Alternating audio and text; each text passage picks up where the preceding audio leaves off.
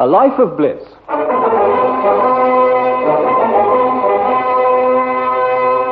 Being the biography of Bachelor Bliss with Brenda Bruce as Anne, Colin Gordon as Tony, Muriel Pavlo as Tina, and George Cole as the shy young bachelor himself, David Alexander Bliss.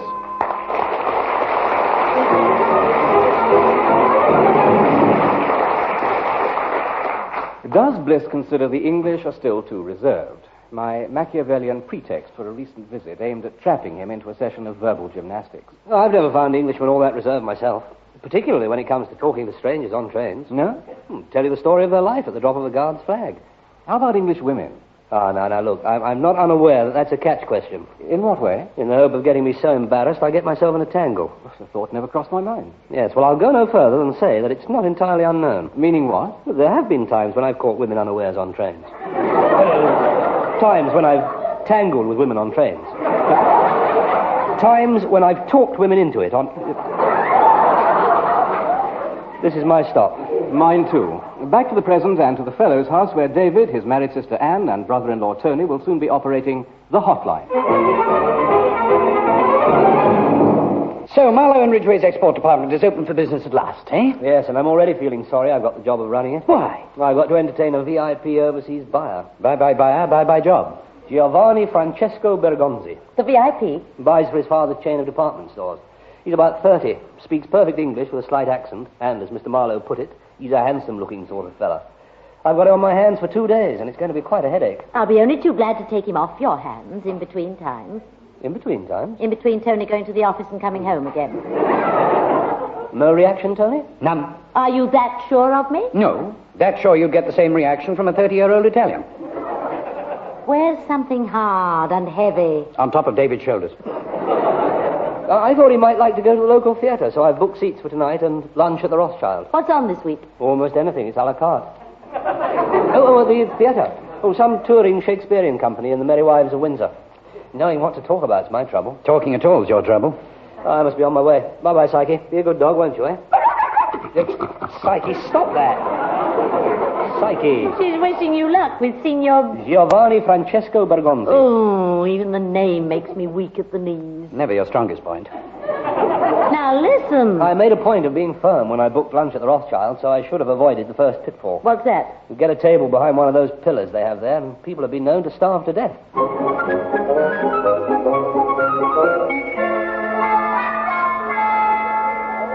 Waiter! Waiter! Waiter! I'm sorry, Signor Bergonzi, only it's a bit difficult to catch their eye from behind one of these... my dear boys, it's of no consequence. Oh, you wouldn't say that if you knew what it was like here. People have been known to starve to death behind one... Ah, here comes one now. Pillar!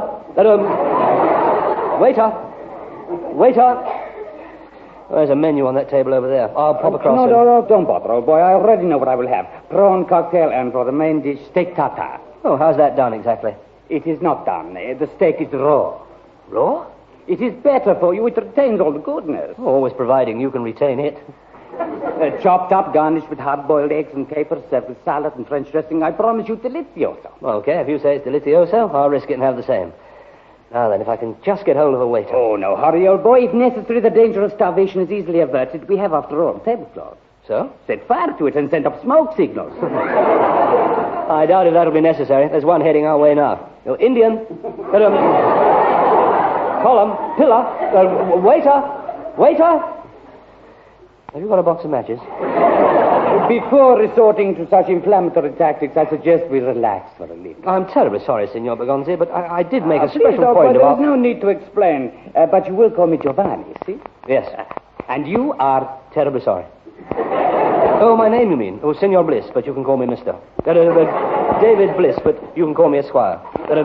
David. I have the impression you are perhaps a little nervous. A tribute to your powers of observation. A little, yes.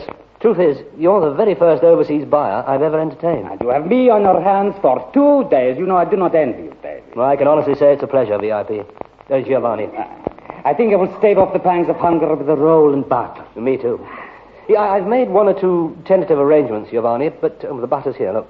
But if there's anything you'd specially like to do... please... Now I know precisely what I would like. Then just say the word. I would like a girl. Oh, your wish is my Girl? A girl. A member of the opposite... Yes, of course she would be, wouldn't she? A girl, yes. You wouldn't like to say another word? I mean, that is, I thought perhaps you'd like to go to Windsor and spend the night with the Merry Wife. Go to the theatre tonight and see the Merry Wives. No. No? A moment ago you've called me, I think, VIP, a slip of the tongue, naturally. Oh, very naturally. It means, I think, very important person, see? See. So it is of importance to your employer that my every wish... Is satisfied. And so? You wish to satisfy a girl. No, you wish me to find you a girl. A nice young girl of, say, 22 or 3? Offhand, I wouldn't know where to lay my hands on one. And that could have been better put. I wouldn't wish you to be under any misapprehension. Oh, believe me, I'm not. My intentions, as you English say, are purely honorable. Yes, and as we English reply, you can tell that to the Marine... merely by looking at you. Tell what precisely? Well, that you're not that sort of Marine. You're the sort of sailor. A man. I don't wish to lose my temper. Oh, I don't wish that either, but I must You say... English have now changed. Still you are Victorians, Puritans. You have such attitude to sex, you think only wrong things. Never, never do you think a man wants to meet girl for the sake of company and for this sake only. That a man can be lonely, see? As I am lonely, travel all time all over Europe, buy merchandise for my father. But no, you think a man always wants girl for other reason. And I'm finding this disgusting. You understand, disgusting. And you, I am disappointed, bitterly disappointed. You're right, Signor Bergonzi. Absolutely right. I ought to be ashamed of myself. I am. And somehow, I don't know how, but somehow I'll fix something up for tonight. A foursome, perhaps, and we will dine here, huh? Yes, but not behind the pillar. But this is no longer a problem. Losing my temper has attracted the attention of our waiter. Well, oh, yes, there you are, waiter. Now then, let's see. To start with, we want 2 girl cocktails. 2 French girls in the raw. 2 hard-boiled dishes we can have a caper with.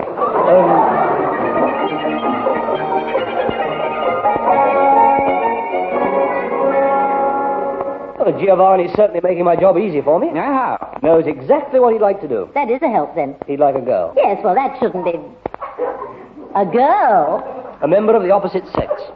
He didn't seriously have the nerve to ask you to find him one. Yes. But just like that. Just like that. The cheek of it. And of course you apologized profusely, said you simply didn't know anybody. No, said I'd fix something up tonight. Well, I should think so, too. Look, what do you say? What?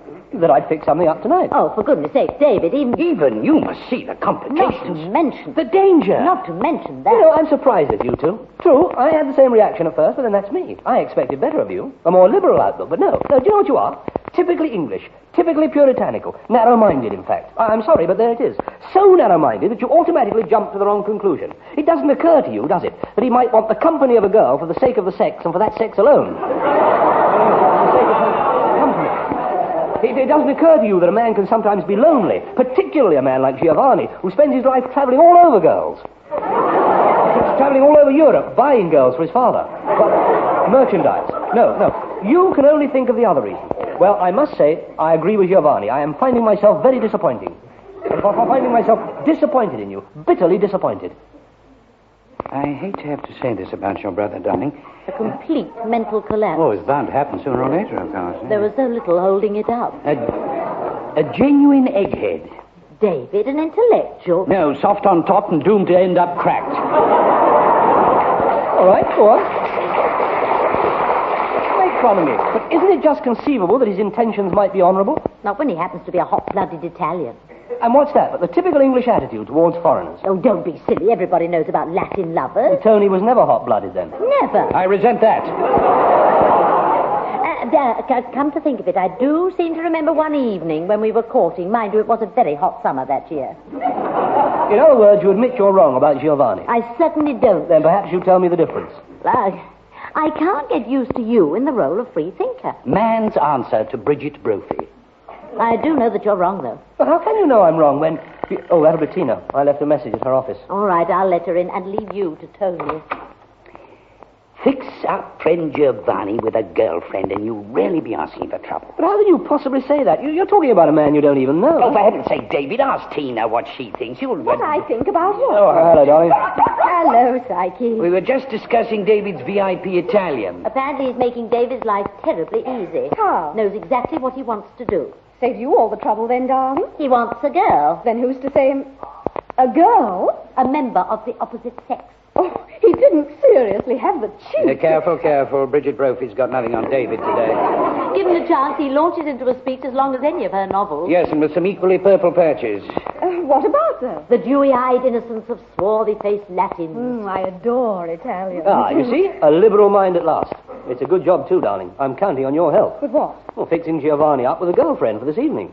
Now, I don't think I can help you there. Well, I suppose it is a bit late in the day to spring it on you. I was thinking of him springing at her later tonight. Yeah, you are. You too? It's terribly risky, honey. I don't know, what possible risk could there be in us having dinner as a foursome? As a foursome? Giovanni and I, you and the girl. Oh, that's different. You didn't mention that before. I didn't mention it because everybody was too busy jumping to conclusions. Okay, then. Now, let's see. Who can we think of?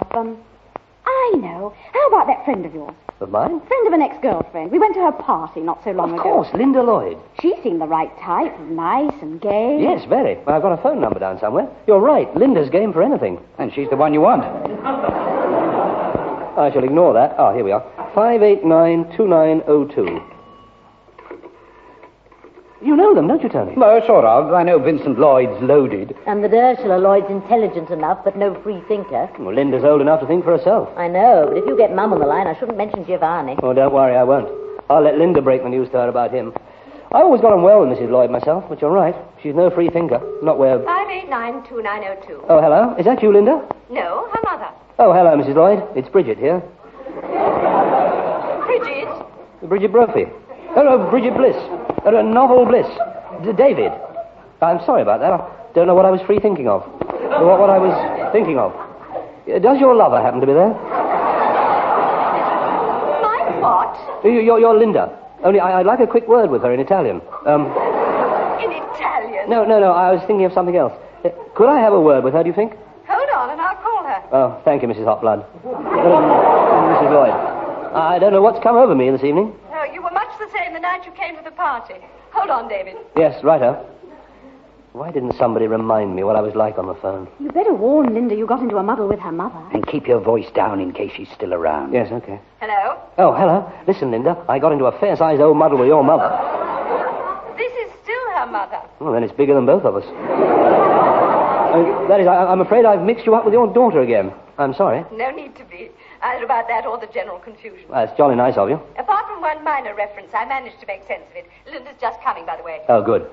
Meanwhile, perhaps we could clear up the question of the Italian. Oh, no, I'm going to let Linda break the news to you about him. About who? Gio, gosh, I see what you're getting at now.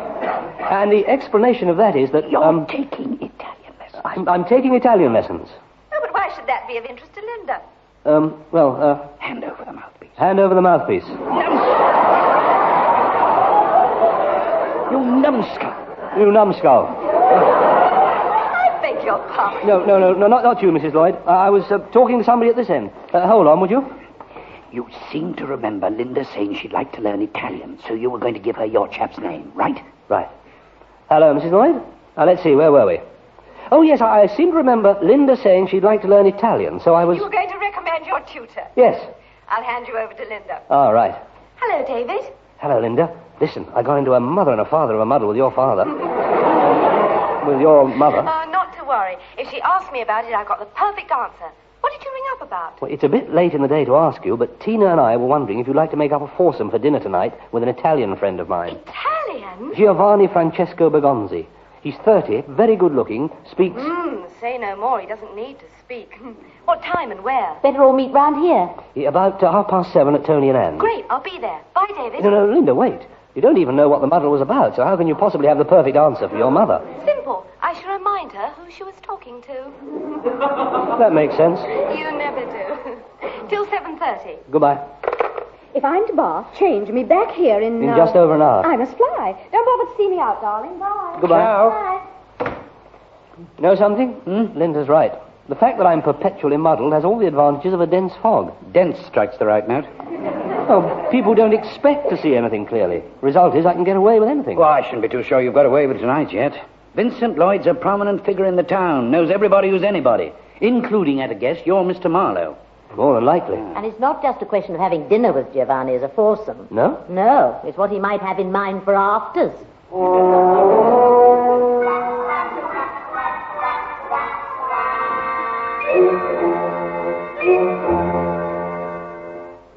It's nice to get out into the cool night air. It is also a lovely night. And it was a gorgeous dinner.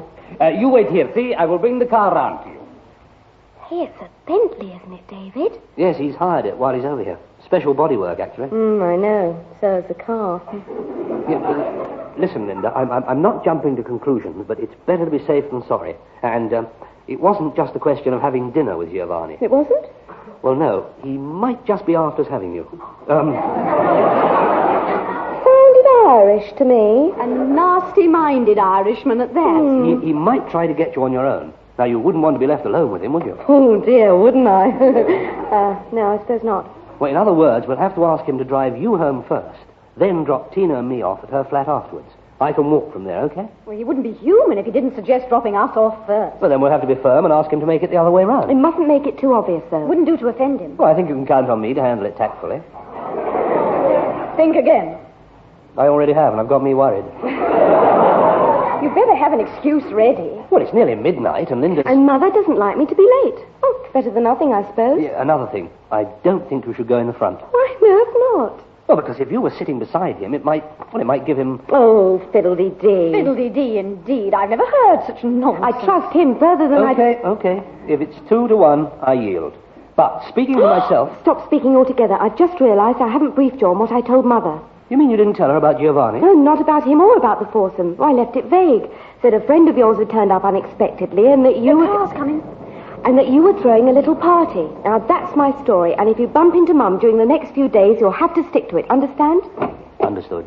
So, how will we arrange the seating? Linda, she will go in front? Yes, I was fiddle-dee-deed out of that. I do not understand this expression. Well, it's just as well. It's just as well for Tina and I to go in the back. Then Linda can yield to you in the front. That he wants to smooch with me in the back. Ah, smooch. Now, these I understand. I bet you do. Come on, honey. Open the door for me. Yes, all right.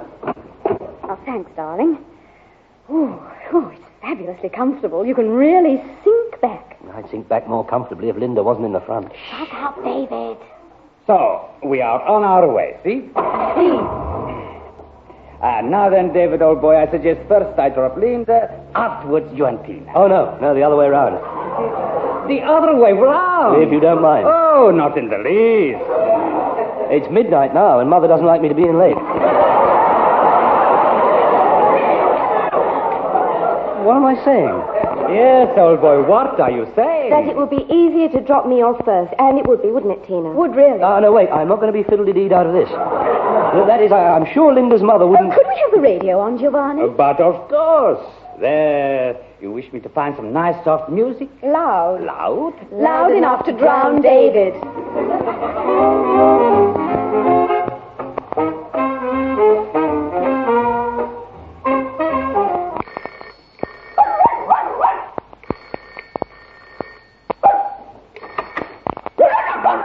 Start up, Psyche. You wake up Al and Tony. Oh, David Bliss. Ursula Lloyd. Do you know it's 3 o'clock in the morning? No what, Mrs. Lloyd? It's 3 o'clock in the morning. Vaguely, yes. Let's see, how does it go? It's 3 o'clock in the morning.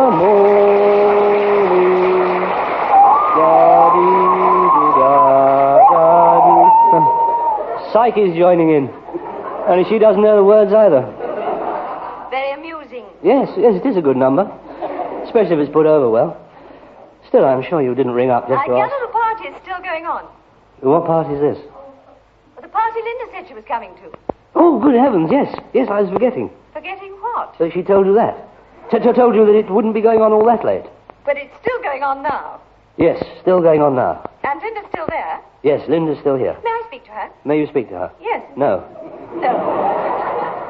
Lost her voice, you know. What with shouting to make herself heard and singing and I'll think of something better.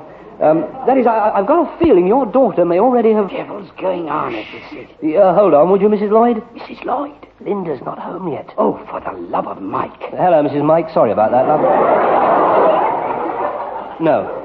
Mrs. Lloyd and scrub round the love. You were saying you've got a feeling... That your scrubber's already left. Your daughter. And she has. Left a good 5 minutes ago. Well, not on her own, I hope. Not at this time of night. Well, no. As a matter of fact, my brother-in-law, Tony, took her home in the car. Oh, Why drag me into it? Hold on again, would you, Mrs. Lloyd? I'm afraid it's a bit hectic at this end. What the blazes is the idea of dragging me into it? It was the first idea that came into my head. It's the first ever, and needless to say, a disaster. What's more, we're stuck with it. Why is it a disaster? Because, Wooden Top, having said I've already left with Linda, her mother's going to expect her back at any moment. Oh, gosh, yes. Where is she, do you know? On the other end of the line. Blockhead. Oh, Linda, you mean? Giovanni was supposed to be driving her straight home. Time then? Midnight. I thought so. Oh, no, look, Tony, you're just jumping to I'll conclusion. jump on you if you don't shut up. So she's already been adrift 3 hours, eh? Yes. Right. Tell her mother I took a whole car full of people home and that I may be dropping off some of the others first. Ah, yes, I see. So I can't say exactly when Linda will be back. No, but if pressed, take a risk on it, say half hour or so. Certainly not longer than an hour, okay? Yes, okay. Oh, and David, say you didn't see the car go yourself, so you've just been checking up with somebody, right? Right. Oh, David, make it sound convincing. Remember, I'm involved now. Yes, righto. Hello, Mrs. Lloyd? Yes? I'm sorry to have kept you waiting, only I didn't see the car go, so I've just been checking up with Tony himself. Yeah, but not with that Tony, another Tony. We got quite a few Tonys here tonight, actually. But I can take it that your brother-in-law's bringing Linda back. Oh, yes, we're definitely stuck with that. Well, with that awful problem of getting everybody home. What time can I expect her, roughly? I should say in half an hour or so. You must have had quite a lot of people there altogether. Quite a lot, yes. 20 or 30 by the sound of it. Oh, at least that, yes. Ah, well, I won't keep you. I'm sorry to have got you out of bed. Oh, that's all right. I'm sorry I wasn't in bed. Good night, David. Good night, Mrs. Lloyd. I shall devote any spare time I may have to inventing a word to cover exactly what you are. Why? What did I say wrong? Apart from what I said wrong. You let Mrs. Lloyd trick you into saying that we'd had At least 20 or 30 people here. Mum questions Linda. Linda says something Mum like 6. reports to Dad, branding me as an accessory. Dad spreads the word around. The affair blows up into a major scandal. You lose your job. My business drops away to nothing. I'm forced to sell the house. And we all have to move to another town. Not all of us. Dead men don't move. You know what this means, of course. Well, we just got to find Linda before she gets home. Do you know the phone number of Giovanni's hotel? Well, not offhand, no. Anyway, what's the point? I mean, if he was there, Linda would be... My good heavens, you're not suggesting he's taken her back to his... No. I'd say it was highly unlikely. To put it mildly. But we've got to start somewhere, haven't we? Yes, and if they went on somewhere else after, I suppose the hotel might just have a clue where they might be. Didn't you tell me he'd hired a Bentley? Yes. Beautiful job it is, too. Big? Oh, enormous. Plenty of room in the back? Masses. You can sink back and really stretch your legs out. It's not by any chance fitted with a phone. No. I must say I'm surprised at you, Tony. Surprised? Well, wasting time chatting about the car when we should be trying to work out where they are.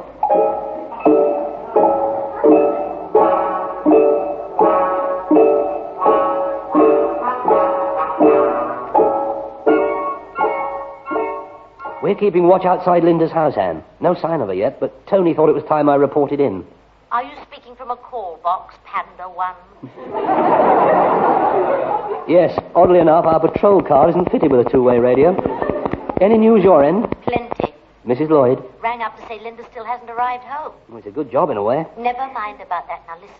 I told her that Tony had phoned me to say the car had broken down and that the all-night taxi service doesn't seem to operate at this time of night, that the breakdown van won't be there for half an hour, and that in the meantime he'll keep on trying to get Linda a taxi. Clear? Yes, quite clear, Control. Your message timed at 0358. 2 minutes to 4. Well, you'll be able to hear the dawn chorus. Yes, and I've got an awful feeling Tony will join in. How is Panda 2? Nodding off by the look of it. Why, can you see the car? The call box is only a couple of yards away. Convenient. All round. The Lloyds have got a tall hedge. We can see through it, but I doubt if it... Anne! What? I think I just saw Linda going in through the gate. Over and out. Roger. I mean, Tony. One. Linda's just gone in through the gate. Well, don't just stand there. Get after her. Yes, right. And David, don't talk to her outside the front door. Bring her out here. Why? Never mind why. Oh, gosh, yes, I get it now. Her mother might come down. David, the girl's halfway up the garden path. Your message timed at... I'll get right. Of all the stupid scatterbrain, how can you scatter what's never been there? Linda. David, you gave me quite a start. I know, and I'm still caught up with you. How do you mean? I can't talk to you here. Can't talk at all by the sound of it. Come out to the car. Why? Why? Your mother might come down and open the front door. I already have. Already has. Come on, quickly, before she... Mrs. Lloyd, I didn't realize you'd sneaked out. What on earth are you doing here, David? Bringing me home, of course. Oh, no, dear, that won't do. David told me Tony was bringing you home. Oh, he did? The whole thing couldn't be more of a mystery. Come along inside. Shut the front door, Linda. In here, David. Ah, thank you. Now, the last thing I heard was that Tony's car had broken down. Oh, but then I expect you know all about that. Oh, yes, Control told me when I reported in. Could we have that again? Slowly. Anne told me when I reported in from saying goodbye to the last of the guests. And that, Mrs. Lloyd, is how I happen to be here. I got onto the all-night taxi service, managed to get one straight away, picked Linda up and brought her home. Oh, well, that solves that. Did you enjoy the party, darling? Fabulous time. Know anybody else there besides Tina? No, not a soul. How very strange. What's so strange about it? Oh, come now, Linda, you must admit it is a bit surprising. Why? Well, let's face it, it was a pretty big foursome. Foursome? For some of the time, I was going on to say. There were 30 or more people there. Well, I was just going to say I'd love a cup of coffee. Would you like to go make some, darling? Oh, yeah, you're all right. But don't you bully David now. Whatever happened was my fault, mine alone, and nobody else's. Now, I wonder what she meant by that. Just what I was wondering. Well, let's stop, We've had enough mysteries for one night. I think it's an awfully good idea of yours to learn Italian, David. Well, I don't know about that, but the chap who's teaching me is absolutely marvellous. Io parlo l'italiano. Oh, no, don't tell me you speak Italian. Well, I just have. Yes, well, so far, of course, I've only learnt the sort of phrase I'd use if I was speaking to overseas buyers. La vedrò domani mattina alle ore 9. Well, there you are, you see. I'd never use that. But all I said was, I'll meet you at 9 o'clock tomorrow morning. No, I know, that's what I mean. I'd never meet them that early. I don't suppose you'd ever use benvenuta in Inghilterra. Oh, no, never. Welcome to England. Yes, well, after that, there's only one answer. What? My chap must be Spanish. Only joking. The truth is, I'm so tired, it's completely gone out of my head. Truth is, it's been a lie from start to finish. No, whatever makes you think that? Because it sounded like it. Ah, yes, but you're forgetting something, Mrs. Lloyd. You're talking to me. Meaning what? I always sound like that. Good night, David. Good night, Mrs. Lloyd. Oh, do you want to phone for a taxi? No, it's all right. I've got Panda 2 waiting outside.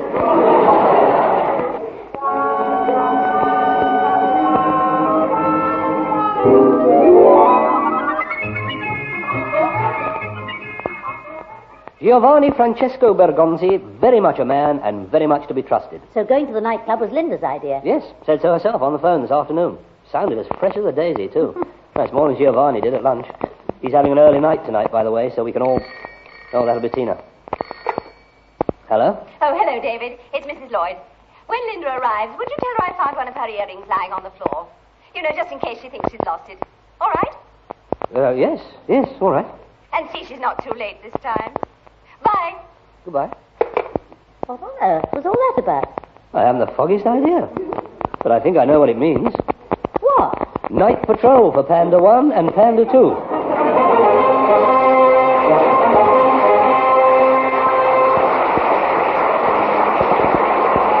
That was The Life of Bliss, with George Cole as David Bliss, Brenda Bruce as Anne Fellows, Colin Gordon as Tony Fellows, Muriel Pavlo as Tina Holliday, and Percy Edwards as Psyche. Giovanni was played by Anthony Vickers, Mrs. Lloyd by Pauline Letts, and Linda by Carol Mason. The Life of Bliss is written by Geoffrey Harrison and produced by Edward Taylor.